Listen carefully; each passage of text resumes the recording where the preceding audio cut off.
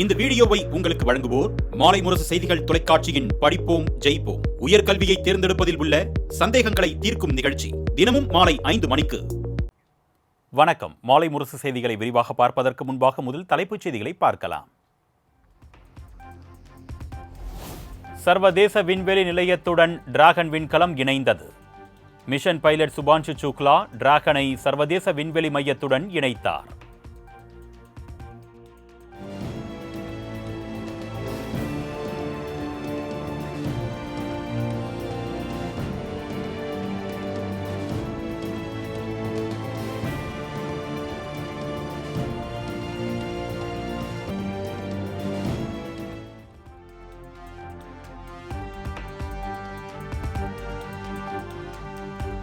சர்வதேச விண்வெளி நிலையத்திற்கு சென்ற முதல் இந்தியர் என்ற பெருமையை பெற்றார் சுபான்ஷு சுக்லா.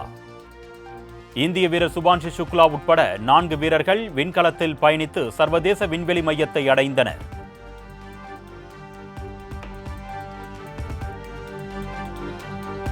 சர்வதேச விண்வெளி மையத்தை சுபான்ஷு சுக்லா அடைந்ததைக் கண்டு பெற்றோர் ஆனந்த கண்ணீர். தேசிய கொடிகளை கைகளில் ஏந்தி நெகிழ்ச்சி.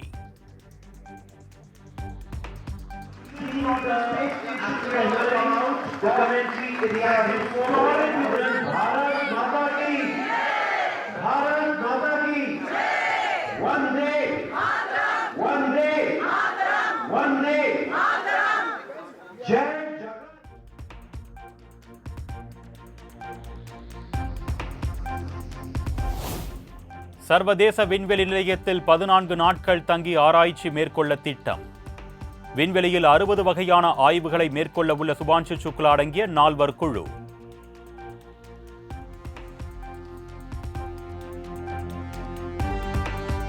சர்வதேச வீரர்களுடன் இணைந்து ஆய்வில் ஈடுபட ஆர்வமாக இருக்கிறேன். சர்வதேச விண்வெளி மையத்தில் சக குழுவினர் மத்தியில் இந்திய விண்வெளி வீரர் சுபான்ஷு சுக்லா பேச்சு.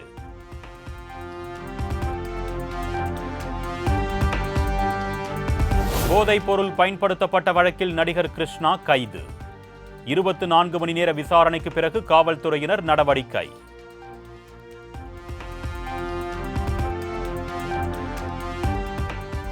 பில் கொடுங்க என்ற கோட்வேர்டை பயன்படுத்தி நடிகர் கிருஷ்ணா போதைப் பொருளை வாங்கியதாக தகவல். 1 பில் கொடுங்க 2 பில் கொடுங்க என கேட்டு போதைப் பொருளை வாங்கியுள்ளது விசாரணையின் மூலம் அம்பலம்.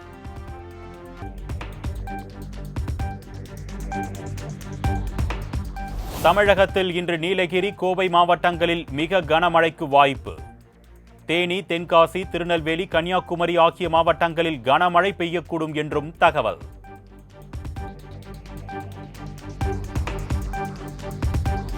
தமிழகத்திற்கு 31.24 TMC தண்ணீரை திறக்க கர்நாடகாவுக்கு காவிரி ஒழுங்காற்றுக்குழு கூட்டத்தில் உத்தரவு. உச்சநீதிமன்ற தீர்ப்பின்படி ஜூலை மாதத்தில் தண்ணீரை திறந்துவிட ஆணை.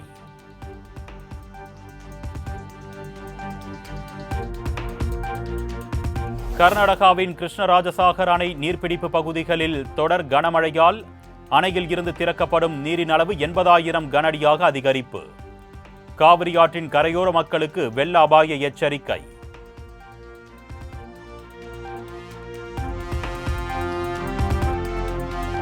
மேட்டூர் அணையில் இருந்து காவிரி டெல்டா பாசனத்திற்கு திறக்கப்படும் நீரின் அளவு அதிகரிப்பு. வினாடிக்கு 20,000 கனஅடியில் இருந்து 22,500 கனஅடியாக அதிகரிக்கப்பட்டிருப்பதாக நீர்வளத்துறை அதிகாரிகள் தகவல்.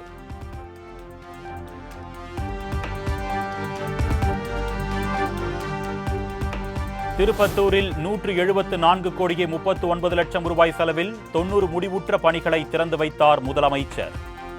68 கோடியே 76 லட்சம் ரூபாய் மதிப்பீட்டிலான 60 புதிய திட்ட பணிகளுக்கு அடிக்கல் நாட்டினார்.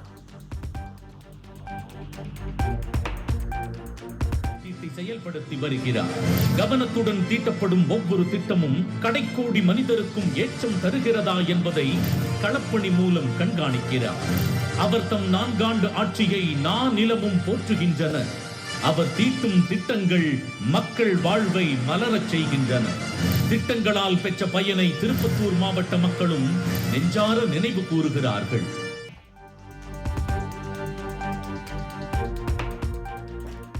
2026 மட்டுமல்ல 2031, 2036 தேர்தல்களிலும் திமுக தான் ஆட்சி அமைக்கும்.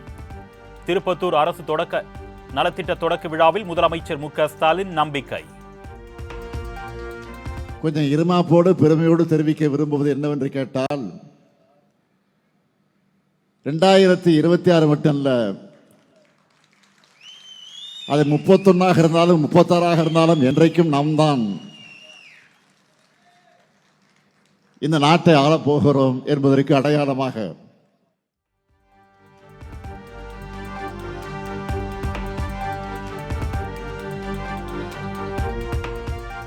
ஓர வஞ்சனை செய்யும் மத்திய அரசால் கூட தமிழ்நாடு அரசின் வளர்ச்சி சாதனைகளை மறைக்க முடியவில்லை. திருப்பத்தூரில் நடைபெற்ற அரசு விழாவில் முதலமைச்சர் பேச்சு. நாட்டுடைய முதலமைச்சராக சொல்லுகிறேன் என்று நீங்கள் கருத வேண்டிய அவசியம் இல்லை. தமிழ்நாட்டுக்கு ஓர வஞ்சனை செய்கிற ஒன்றிய அரசால கூட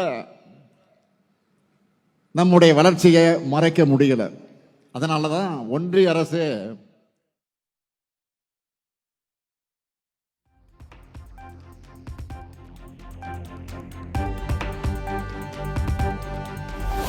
நாட்டின் மொத்த வளர்ச்சியில் 100ல் 10% தமிழகம் உள்ளதாக முதலமைச்சர் மு.க.ஸ்டாலின் பெருமிதம். தேசிய சராசரி வளர்ச்சியை விட தமிழ்நாட்டில் தனிநபர் வருமானம் பல ஆண்டுகளாக உயர்ந்திருப்பதாகவும் பேச்சு. மாநிலங்களை விட பொருளாதார வளர்ச்சியில புதிய உச்சத்தை அடைஞ்சிருக்கிறதா சொல்லியிருக்கு. நாட்டோட வளர்ச்சியில 110 விழுக்காடு நாம 10 விழுக்காடு கிட்ட நாம இருக்கிறோம். அது மட்டுமல்ல, சமூக முன்னேற்ற குறியீடுகளிலே நாம் தான் முதலிடத்தில் இருக்கிறோம். உயர்கல்வி சேர்க்கை விகிதத்தில் முதலிடம் தமிழ்நாடு. வறுமை இல்லாத நிலையை உருவாக்குவதில் 2வது இடம் நாம் இருக்கிறோம். நீடித்த வளர்ச்சி குறியீட்டிலையும் மருத்துவ குறியீட்டிலையும் 3வது இடம்.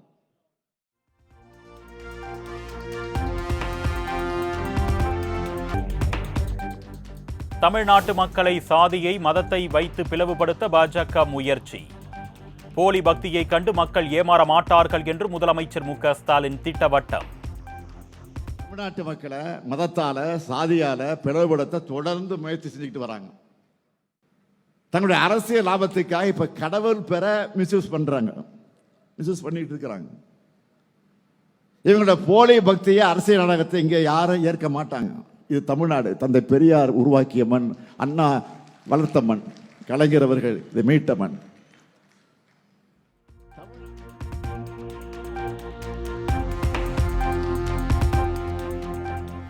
ஒரு நாள் ஒரு நொடி கூட எங்கள் பெயரிலும் கொடியிலும் மட்டுமல்ல, எங்கள் குருதியில் குடியிருக்கும் பேரறிஞர் பெருந்தகை அண்ணா அவர்களை விட்டுக் கொடுக்க மாட்டோம். எங்களுக்கு பெரியார் அண்ணா பற்றி பாடம் எடுக்க வேண்டிய அவசியம் மு.க.ஸ்டாலினுக்கு இல்லை என்றும் அதிமுக பொதுச் செயலாளர் எடப்பாடி பழனிசாமி காட்டம்.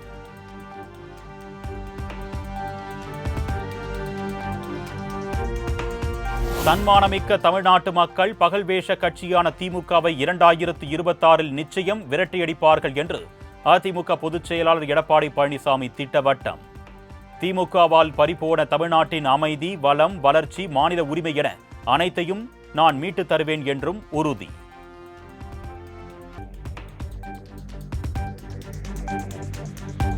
தூத்துக்குடி மாவட்டம் ஒட்டப்பிடாரத்தில் அதிமுக நிர்வாகி லாரி ஏற்றி படுகொலை செய்யப்பட்ட சம்பவத்திற்கு இபிஎஸ் கண்டனம். கொலை வழக்கில் தொடர்புள்ள திமுக பிரமுகர் கருணாகரன் உள்ளிட்ட அனைவர் மீதும் கடுமையான சட்ட நடவடிக்கை எடுக்கவும் வலியுறுத்தல்.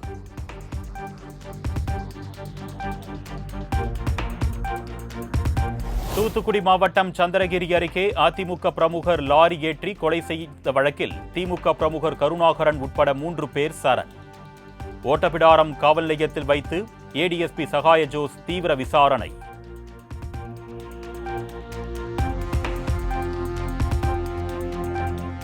அதிமுகவை விழுங்குவதுதான் பாஜகவின் உடனடி திட்டம் என்று விசிக தலைவர் திருமாவளவன் குற்றச்சாட்டு.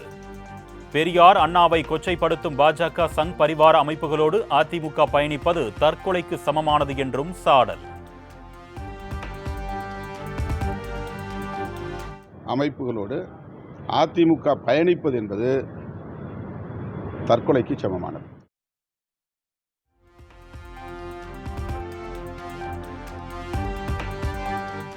கலைஞர் பாணியில் கடைசி வரை நானே தலைவர் என்று பாமக நிறுவனர் ராமதாஸ் திட்டவட்டம். அன்புமணிவுடனான பிரச்சினைக்கு இன்னும் தீர்வு காணப்படவில்லை என்றும் விளக்கம். கலைஞருடைய மறைந்த என் நண்பர் கலைஞருடைய பாணி.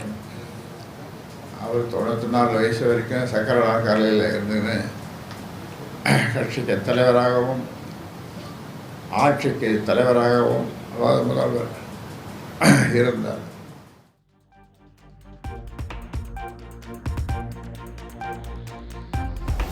தன்னால் நியமிக்கப்பட்ட அனைவரும் பாமகவின் நிரந்தர பொறுப்பாளர்கள். பாமக எம்எல்ஏ அருளின் பதவியை அன்புமணி பறித்த நிலையில் ராமதாஸ் அறிவிப்பு.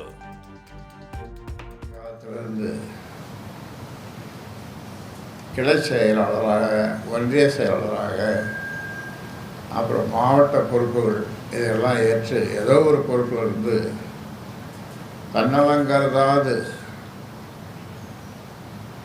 தொண்டாற்றிய, மக்களுக்கு தொண்டாற்றிய, கட்சியை வளர்த்த அவர்களுக்கு தான் நான் பொறுப்புகள், நல்ல பொறுப்புகளை கொடுத்திருக்கிறேன். அவருடைய அச்சத்தையும் போக்கியிருக்கிறேன். இதில் ஏதாவது தற்காலிக பொறுப்பா அப்படின்ற ஒரு அச்சம், இது நிரந்தர பொறுப்பு என்று அவர்களுக்கு சொல்லியிருக்கிறேன்.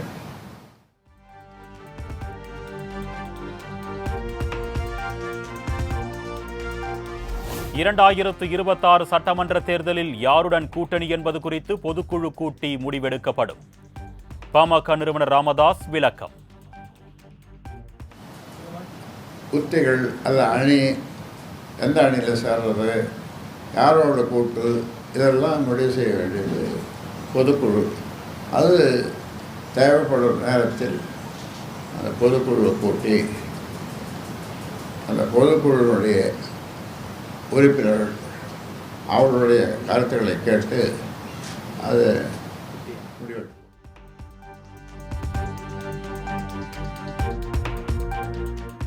நியாய விலை கடைகள் அனைத்தையும் ஒரே துறைக்குள் கொண்டு வராதது ஏன்?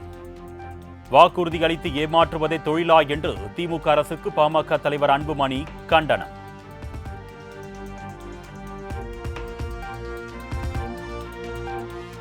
பாஜக அதிமுக கூட்டணிக்குள் எந்த பிரச்சனையும் இல்லை. இந்த கூட்டணி உண்மையான கூட்டணி, வெல்லும் கூட்டணி. கூட்டணிக்குள் பிரச்சனை என்று நினைத்து கூட பார்க்க வேண்டாம் என்று பாஜக மாநில தலைவர் நயினார் நாகேந்திரன் பேட்டி.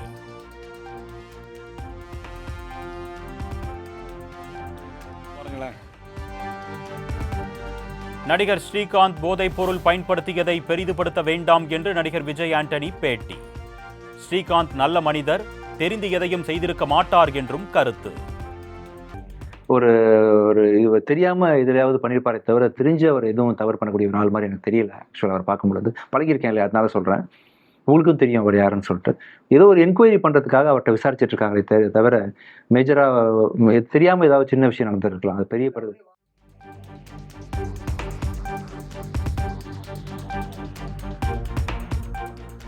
மதுரை ஆதீனம் மீது சென்னை கிழக்கு மண்டல சைபர் கிரைம் போலீசார் வழக்கு பதிவு. உளுந்தூர்பேட்டையில் தனது கார் மீது மற்றொரு கார் மோத வந்ததாக பொய் புகார் கூறியதாக வழக்கு.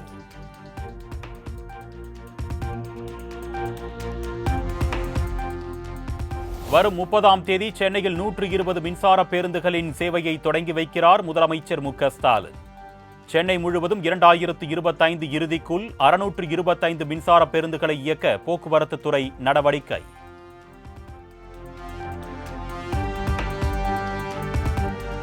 ஸ்ரீவில்லிபுத்தூர் பெரிய மாரியம்மன் கோவிலில் ஆபாச நடனமாடிய தற்காலிக அர்ச்சகர்கள் உட்பட 3 பணி நீக்கம்.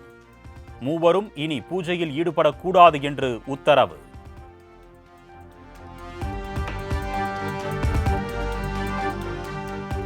தூத்துக்குடி மதுரை தேசிய நெடுஞ்சாலையில் டிராக்டர் மீது கார் மோதி விபத்து. உடன்குடி பெண் கவுன்சிலர் உயிரிழப்பு, 2 பேர் படுகாயங்களுடன் மருத்துவமனையில் அனுமதி.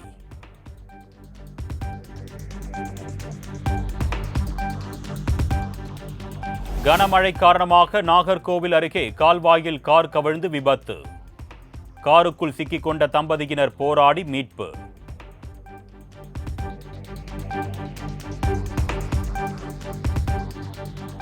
சமூக வலைதளங்களில் கூமாப்பட்டி பற்றிய செய்தி பரவி வரும் நிலையில் பொதுமக்கள் வருகை தந்து ஏமாற வேண்டாம். பிளவக்கல் பெரியாறு அணையில் குளிக்கவோ மீன் பிடிக்கவோ அனுமதி இல்லை என்றும் பொதுப்பணித்துறை அதிகாரிகள் தகவல்.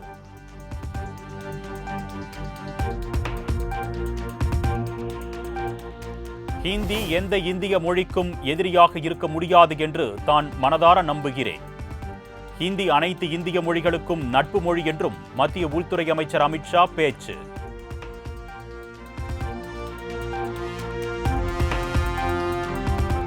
ஒரே நாடு ஒரே தேர்தல் தொடர்பாக ஜூலை 11ஆம் தேதி நாடாளுமன்ற கூட்டுக்குழு கூட்டம். டெல்லியில் நடைபெறும் கூட்டத்தில் சட்ட வல்லுநர்கள், முன்னாள் அதிகாரிகளின் கருத்துக்கள் கேட்கப்பட இருப்பதாக தகவல்.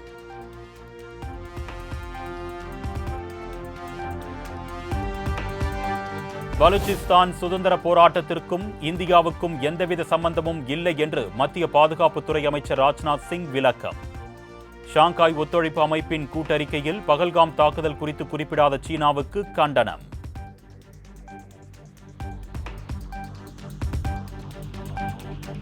அகமதாபாத்தில் விபத்துக்குள்ளான ஏர் இந்தியா விமானத்தின் கருப்பு பெட்டியில் இருந்த தரவுகள் மீட்பு.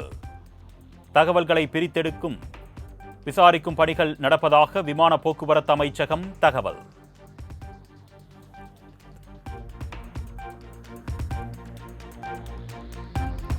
தேசிய நெடுஞ்சாலையில் இருசக்கர வாகனங்களுக்கு கட்டணம் வசூலிக்கும் திட்டம் எதுவும் இல்லை என்று தேசிய நெடுஞ்சாலை ஆணையம் விளக்கம். சுங்க கட்டணம் வசூலிக்க மத்திய அரசு பரிசீலித்து வருவதாக சமூக வலைதளங்களில் தகவல் பரவிய நிலையில் மறுப்பு.